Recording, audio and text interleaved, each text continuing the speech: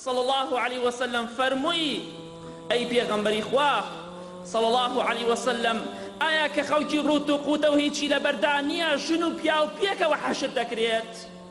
تەماشا یەکتری دەکەن پێغەمبەری خوا صلى الله عليه وسلم فرمووی ئەی عائشە والله ناخۆشی قیامەت زۆر لەوە گەورەتر و ناخۆشترە کە مسلمان یا غەیری مسلمان پیا و ژن بیان پەرژێتە سەر ئەوەی سەیری عەورەتی یەکتری بکەن ناخۆشی قیامەت زۆر لەوە گەورەترە خەڵکی عەورەتی لەبیر مابێت خەڵکی بەدڕەوشتی لەبیر مابێت خەڵکی لەزەت و خۆشی و شەهوەتی لەبیر مابێت ناخۆشی قیامەت بەو شێوەیە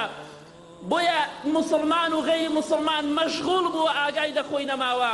یەومە یەفیڕ المەرء من ئەخیه مسلمان غەیری مسلمان لە برای خۆی ڕادەکات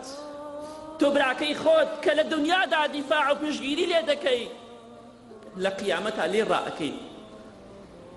وأمه وأبيه وصاحبته وبنيه تۆ لە دایک و باوکی خۆت ڕائەکەی لە خێزان و هاوسەری خۆت ڕائەکەی لە منداڵە جگەر گۆشەکەی خۆت ڕائەکەی چۆن مەجالت هەیە تەماشای عەورەتی خەڵکی بکەی بۆچی لكل امرئ منهم يومئذ شأن يغني هەموو کەسێک چ مسلمان و چ کافر ئەوەندە مشکلەی هەیە ئەوەندە خەمی خۆیەتی هیچ کەسی لەبیر نەماوە والله منداڵی خۆی خێزانی خۆی دایک و باوکی خۆی برای خۆی هەمووی ئەکا بە فیدا لە پێناو ڕزگاربوونی خۆیدا بەڵام ئیسفادەی نییە مەشغوڵ دەبی لە قیامەتدا کاروباری خۆت مەشغوڵی کردیتە ئاگات لە جگەر گۆشەی خۆت نەماوە ئاگات لە خێزانی خۆت نەماوە ئاگات لە دایک و باوکی خۆت نەماوە ئاگات لە برای خۆشەویستی خۆت نەماوە لكل امرئ منهم يومئذ شأن يغني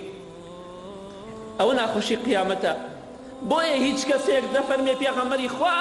صلى الله عليه وسلم هیچ کەسێک نایپەرژێتە سەر ئەوەی تەماشای عەورەتی خەڵکی بکات